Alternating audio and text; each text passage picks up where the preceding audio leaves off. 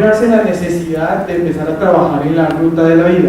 Es porque Cali tiene, y en especial Colombia, unos patrones de migración en la área de la conquista de la colonia que nos da presencia de pacientes con diferentes haplotipos de hemoglobinopatías, específicamente de drepanocytosis, lo que hace que tengamos representación clínica diferenciada de poblaciones con enfermedades que pueden ser fenotípicamente diferentes en el Valle del Cauca a lo que vemos en otras regiones. Siguiente. Y porque históricamente tenemos una alta presencia de estos pacientes con hemoglobinopatías en aquellos departamentos en los cuales la población afrodescendiente tiene un margen de representación importante. Siguiente. Yo empiezo el trabajo hace más o menos 8 años con unos proyectos de investigación de drepanocitosis en Bogotá. Es una cosa que casi suena absurda, para lograr hacer algunos estudios de laboratorio y clínicos. Con mucho esfuerzo logramos reunir 36 pacientes en Bogotá y ahí empezamos, pero de ahí nos dimos cuenta que realmente esto es una patología de la provincia con una fuerte representación y carga de enfermedad en los sistemas de salud. Y lo primero que tratamos de hacer dentro de la conformación de esta perspectiva en drepanocitosis fue saber qué hay en Colombia y tratar de establecer si es que hay estudios de prevalencia que sean epidemiológicamente válidos. Esto es todo lo que he publicado en Colombia. Me tomó más o menos unos 3 años lograr conseguir casi todos los artículos originales. Hay artículos de todas las calidades, hay simplemente descripciones como las hechas en los años 70 por el doctor Restrepo, pero también hay artículos de altísima calidad en cuanto a su metodología epidemiológica y sus resultados, como los que el doctor Santizaga les va a mostrar. Yo solamente quiero hacer un resumen. Hay casi 27.000 pacientes estudiados para hemoglobinopatías en Colombia cuando uno suma estos 11 estudios. Las prevalencias de hemoglobinopatía pueden variar de acuerdo a la región, de acuerdo a la edad y de acuerdo al tipo de estudio, y pueden llegar a ser hasta del 20.8% en poblaciones como Buenaventura, por ejemplo San Andrés, y tenemos una alta tasa de prevalencia de portadores. Y por supuesto podemos tener de 1 a 3 de cada 10.000 nacidos vivos con presencia de patologías homocigotas, que son aquellos que realmente padecen la enfermedad y no solamente la carne. Siguiente. Eso es lo primero entonces que queríamos saber. Este es el resumen de lo que tenemos en el país. Nosotros creemos que la información nos da que entre un 2 a un 4.8% de la población del país puede ser afrodescendiente, con alrededor de 650.000 nacimientos dados hacia el 2011 y 150.000 de estos nacimientos dados en departamentos afrocolombianos. Estimamos más o menos en 15.000 los portadores de drepanocitosis por año, y que Colombia puede tener entre 1.100.000 y 1.500.000 personas con patologías relacionadas con la hemoglobina. De estos, pacientes homocigotos para drepanocitosis, que son los que tienen la mayor carga fenotípica de la enfermedad, entre 5.000 y 8.000 casos, de los cuales 60 a 120 casos nuevos se presentan en los recién nacidos cada año, especialmente en los pacientes y en los departamentos con una población afrodescendiente con representación. ¿Qué sucede entonces en el país? Muy acorde con lo que nos venían contando, después de tener esta perspectiva, saber que aunque está catalogada como una enfermedad rara, si vemos la probabilidad de prevalencia no es tan rara. Si vemos que la Organización Mundial de la Salud en su asamblea número 26 en el 2006 lo declara un problema de interés en salud pública mundial, y si vemos que ha sido una patología que, para ponerlo en términos un poco más sencillos respecto a algo que decía la doctora Marta, es una patología que marginaliza a la población. Es decir, ser un paciente con drepanocitosis, además de hacer parte en la mayoría de las veces de una minoría, entre comillas, poblacional, además lo va limitando en su capacidad de desarrollo social, y cada vez vamos encontrando nichos con mayor concentración de enfermedad y cada vez con más pobreza y menos acceso a la posibilidad de tratamiento. Empezamos a ver qué sucedía y por qué no ha logrado la representación y la importancia en el país, y es que tenemos algunas barreras. No tenemos diagnóstico prenatal, no es una práctica rutinaria ni siquiera en la práctica privada para drepanocitosis y hemoglobinopatías. Solamente algunas pruebas que se mandan fuera del país, son costosas, se pagan en dólares, son decisión simplemente de la familia. No tenemos tamizaje neonatal. En en el país, ustedes saben, está instaurado para el hipotiroidismo congénito, y nuestros métodos diagnósticos usuales están atrasados casi 40 años, porque el 80% de los pacientes con drepanocitosis en el país todavía se diagnostican con prueba de ciclaje. Es una prueba de tamizaje de baja calidad, con poca sensibilidad, y no tenemos una buena preparación en los laboratorios altamente capacitados en la realización y la interpretación de las electroforesis, que son lo que permite realmente el diagnóstico. El sistema de salud tampoco lo tiene como si sucede con el HIV o la tuberculosis o la diabetes o la hipertensión, búsqueda activa de casos o programas que trabajen en esta patología. No tenemos un programa de consejería familiar para buscar familiares afectados, porque tienen una línea familiar esta enfermedad, y el seguimiento por la entidad de salud se asigna según el régimen de aseguramiento y no según la capacidad de respuesta institucional clínica que tengan los médicos que trabajan con esta enfermedad. Siguiente. Y sabiendo que este es el panorama, tenemos muchos pacientes, no han sido diagnosticados, concentrados en zonas pobres, con alta prevalencia de población afrodescendiente, sabiendo que tenemos estas dificultades para el diagnóstico y la detección de la enfermedad en el sistema de salud, entonces vamos a cuál es el contexto y en qué está sustentada la atención de esta enfermedad en el Sistema Nacional de Salud Pública. Sabemos la distribución del régimen y sabemos que una de sus fortalezas es la cobertura, pero tal vez su debilidad más grande es la posibilidad de acceso a la atención, y en este caso no solo a la atención, sino incluso al diagnóstico para poder acceder a esa atención adecuada.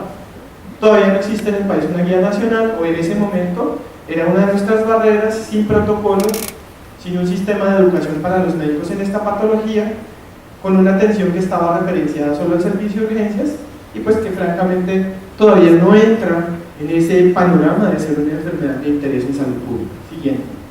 Y entonces con la empresa privada, con la intervención de un par de varias instituciones de salud en el país, con las varias universidades, con una financiación externa, pero también con la participación de algunos entes gubernamentales, empezamos con esta estrategia. Es un plan mixto de desarrollo con la empresa privada, es una iniciativa que se llama PESCAR, que es un programa de educación en salud para el cuidado y atención de niños con riesgos, y en este caso específicamente para niñas de células falciformes. Siguiente.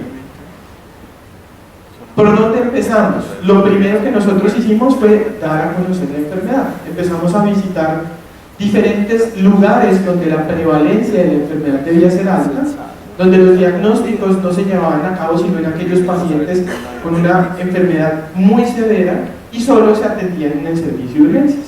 Y empezamos a capacitar a las personas en diferentes lugares del país para tratar de hacer un diagnóstico apropiado en aquellas áreas de influencia del Hospital Universitario del Valle donde se centró el proyecto. Siguiente.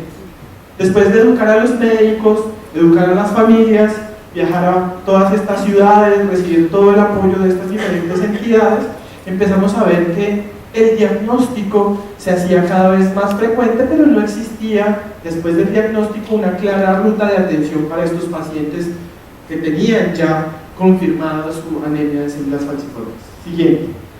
Entonces empezamos a trabajar en un plan de educación continua para llegar más allá de donde era posible llegar los fines de semana con un viaje presencial, y empezamos a trabajar en capacitación vía internet para formar cada vez más médicos que nos pudieran nutrir estos nuevos diagnósticos de anemia de células falciformes. Siguiente. ¿Qué sucede? Simplemente la educación, la instrucción, los signos de alarma para las poblaciones, los médicos y las enfermeras no eran suficientes. Trabajamos también en la posibilidad de monitorear esos nuevos diagnósticos, ingresar a los pacientes con una probabilidad adecuada y una certeza de que lo que estábamos viendo realmente sí era anemia de células falciformes. Siguiente. Y empezamos a trabajar con la posibilidad de hacer estos diagnósticos en algunos lugares alejados del país y hacer capacitaciones sobre algunos de los exámenes que pueden estar relacionados con lo que tiene que ver con la atención de las complicaciones y posibles daños en órgano blanco para los diferentes tipos de drepanocitosis. Siguiente. Entonces, para este momento ya teníamos un panorama de más o menos la información que tenemos en el país, cuál es el escenario de salud pública y cómo empezamos a educar en diferentes regiones a aquellos actores que podrían nutrir estos diagnósticos de la población con drepanocitosis y hacerle evidente que sí existe, que necesita un ojo encima, que cada vez es más importante que la tratemos de una manera adecuada, consensuada.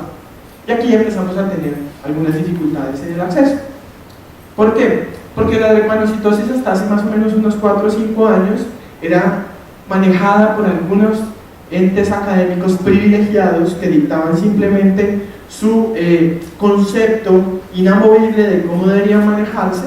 Tenía además unos lineamientos en cuanto al tratamiento que estaban centralizados en Bogotá, donde, como les conté, no está la mayor población de anemia de células falciformes, y simplemente eso hacía que se sigan simplemente las instrucciones académicas y no se aterrice el modelo de atención a la realidad de las regiones como el Valle del Cauca, o como Nariño, o como Bolívar, donde esta población es más prevalente. Decidimos entonces empezar a trabajar en un modelo de gerenciamiento de la patología, tratar de mejorar el acceso con programas de gerenciamiento para los médicos, para las entidades aseguradoras y para los pacientes. Siguiente. Y empezamos por 2 áreas. La más importante, empezamos a trabajar con la familia. Anterior, por favor. En jornadas de educación para que la familia se empodere de la patología y sea el primer vehículo y réplica de la información para tratar de concentrar a estos pacientes y ofrecerles mayor oportunidad de atención. Siguiente.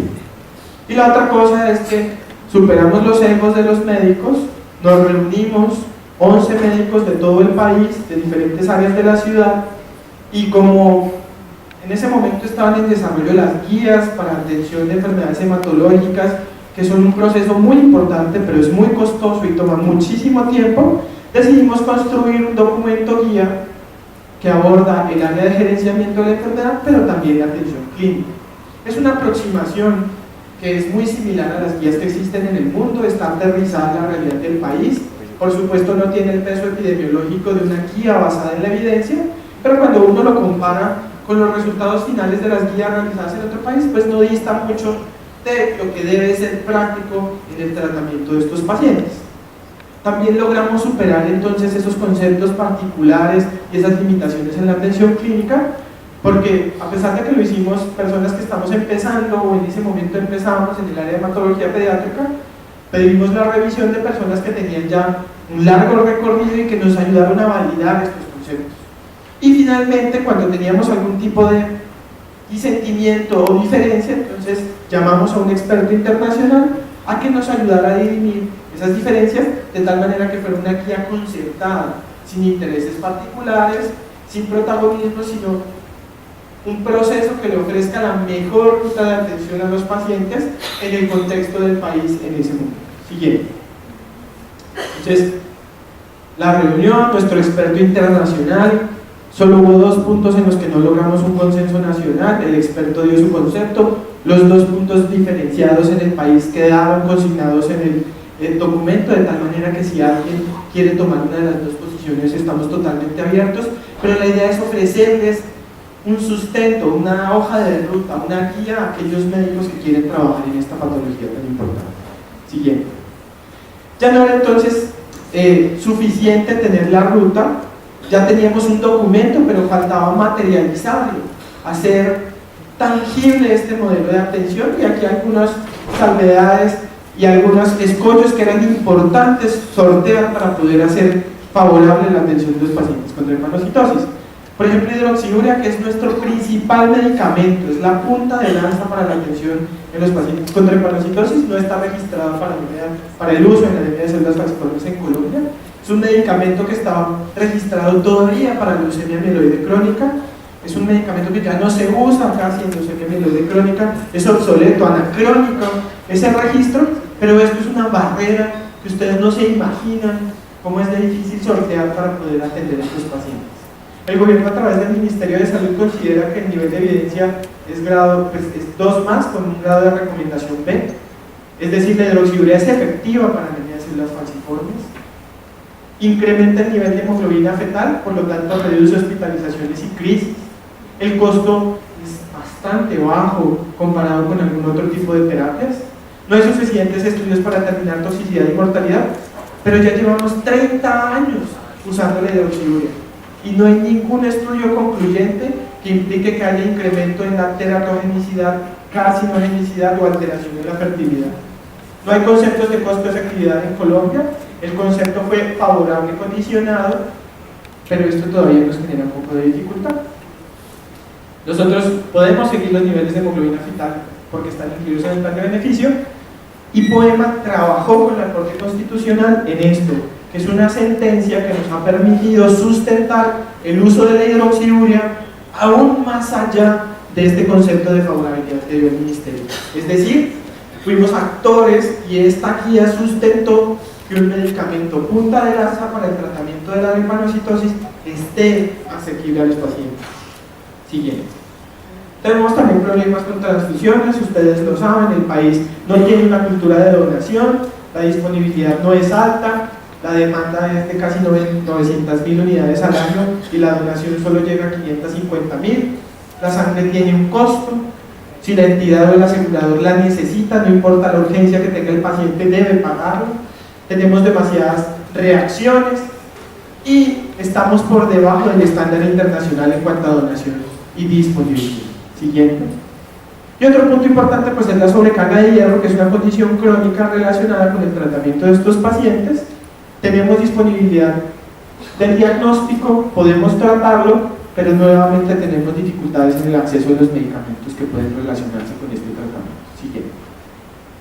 Entonces nuevamente hago un panorama, inspeccionamos cuál era la situación de drepanocitosis en el país, evaluamos cuál es la situación del sistema de salud, construimos una red de educación y acceso para poder informar sobre la enfermedad, trazamos una ruta, una hoja de ruta con un documento que nos dé herramientas no solamente en atención clínica, sino en procesos de gerenciamiento de la enfermedad a partir del asegurador, y entonces llegó la hora de hacerlo tangible.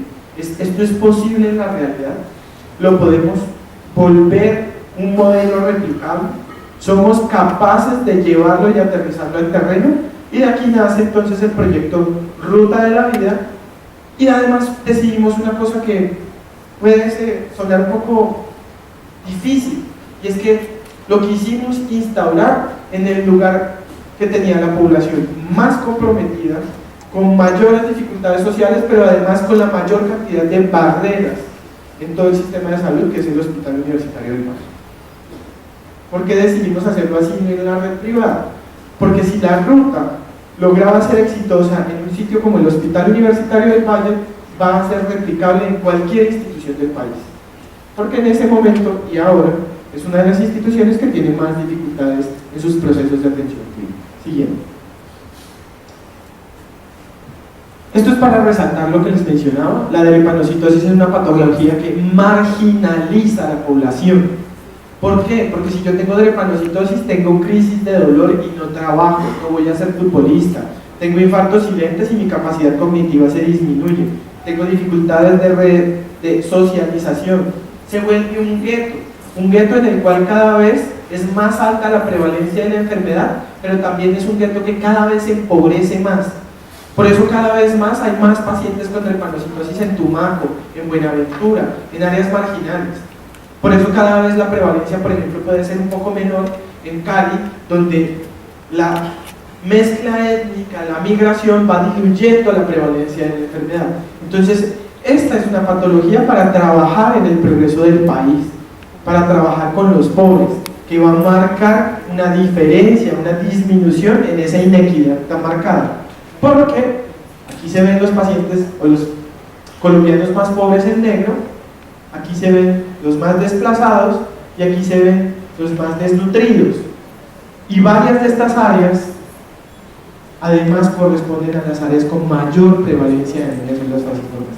Es decir, nuestros colombianos con mayores problemas sociales se encuentran en áreas con una alta prevalencia de esta enfermedad. Siguiente.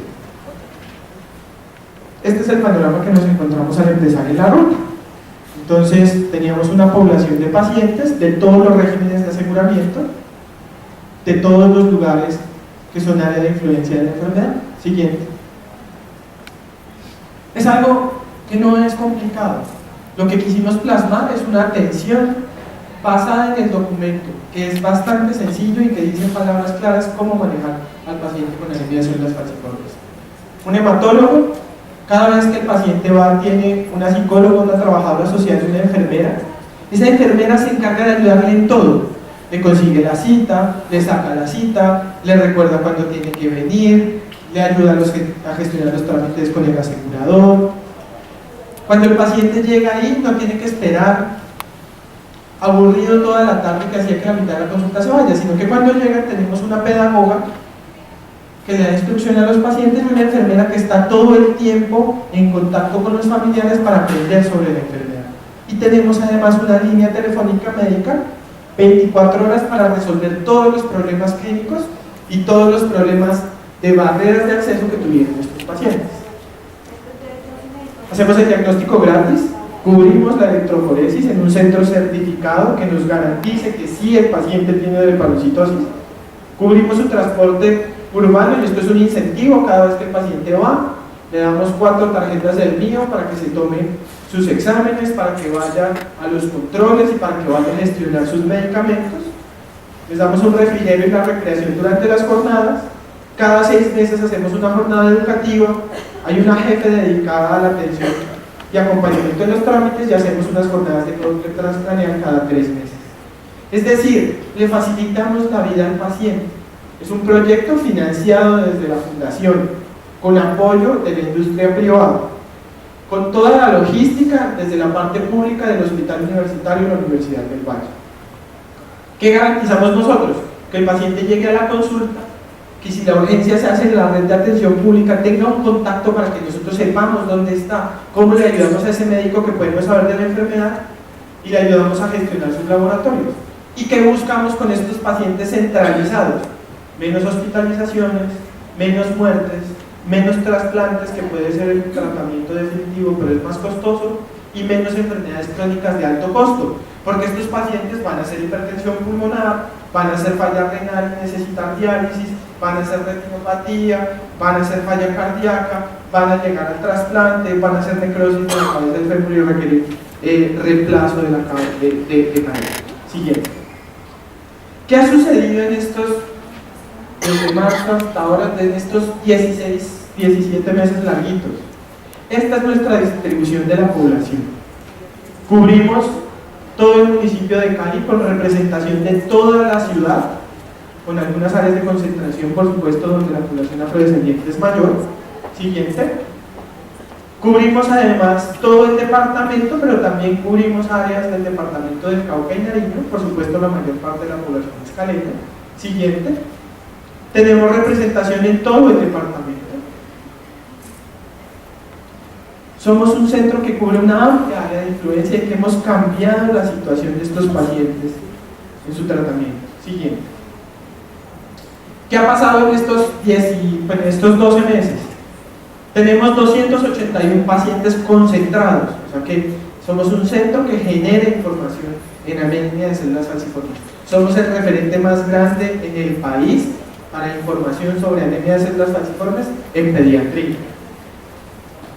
100 pacientes reclutados en este año, 563 consultas, es decir, cada semana vemos 10 pacientes con drepanocitosis cuya frecuencia de atención depende de la complejidad de su patología, 3.000 llamadas, 2.700 llamadas en un año tratando de orientar, resolviendo dudas, consiguiendo citas, 47 jornadas de trabajo, es decir, 3.6 jornadas por mes, 24 horas de consulta mensuales y 209 médicos capacitados.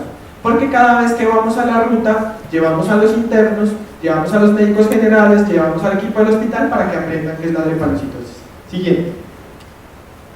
Ingresos, citados, atendidos y cómo se han comportado los pacientes en este año de trabajo. Siguiente. Y estos son los hallazgos que yo les puedo adelantar de solo un año de trabajo para construir curvas de sobrevida o curvas de sobrevida libre de evento. Es muy temprano, necesitamos un periodo de seguimiento más largo, pero tenemos 268 pacientes en constante contacto con el proyecto. Hay 94 pacientes que están frecuentemente en consulta. Tenemos ya unos márgenes de transfusión, podemos articularlos, tratamos de trabajarlo con los aseguradores Y aquí bien importante, una vez resuelto el tema de la cita, de la consulta, de que me llamen, de que no vaya y esté cerrado el hospital, de que haya especialista, el 27% de los pacientes tiene como mayor problema no autorización de los servicios, específicamente no autorización de la consulta, sin justificación, con cosas bobas. No tiene el sello dice Carlos, pero el doctor se llama Carlos Andrés Portilla, yo le entrego 100 tabletas, no 98, solo el 52% de los pacientes reciben el medicamento. Tengo aseguradores que me dicen, si usted me formula hidroxiurea, formúlemela cada mes. Pero no, si yo soy de esta EPS, me la tiene que formular cada 3 meses. Pero si yo soy de esta, me tiene que formular en cajas por 100. Pero si yo soy de esta, me lo tiene que dar en tabletas por 30. Es tan difícil, con un sistema tan organizado como se los estoy mostrando, lograr particularizar la atención para cada EPS, que se vuelve una pelea. Difícil de llevar. Me he reunido con más de uno de los gerentes de aseguramiento y he recibido respuestas como: ¿yo cómo le voy a autorizar a este paciente, como dice la ley, el medicamento por 6 meses? Y si el paciente se muere, ¿yo voy a perder 5 meses de medicamento? No importa el paciente, importa la gestión del asegurador y del funcionario que está ahí mostrando que autorizó 6 meses del medicamento. 84% de los pacientes se toman el laboratorio porque nosotros cubrimos gran parte de los laboratorios, pero por ejemplo me puede suceder que un paciente de Tumaco esté residiendo en Cali para la atención de su enfermedad, pero tenga que irse a Tumaco a autorizar sus exámenes, a tomárselos allá y volver a Cali. Son simples circunstancias de atención que ponen en riesgo. Tenemos pacientes en régimen transfusional crónico.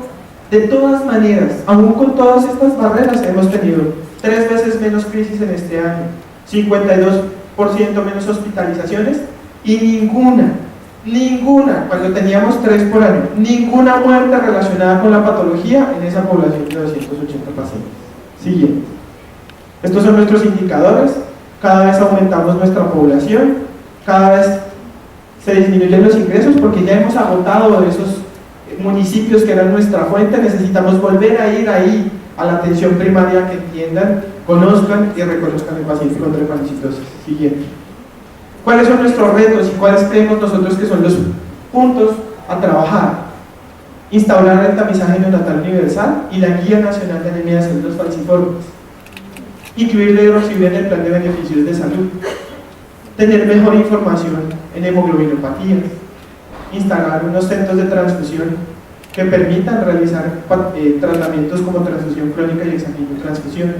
Construcción de un programa de transición pediátrica a adultos. 35% aumenta la mortalidad cuando pasa el paciente con drepanocytosis del pediatra al hematólogo de adultos. Y encontrar un método para garantizar no solo el aseguramiento, sino el acceso de los pacientes al sistema de atención en salud. Nosotros vamos en vías de crear un centro de excelencia. Estoy seguro que aún en el Hospital Universitario del Valle, de la mano de la Universidad del Valle, que es quien me alienta a continuar con este trabajo, vamos a lograr tener un centro de excelencia.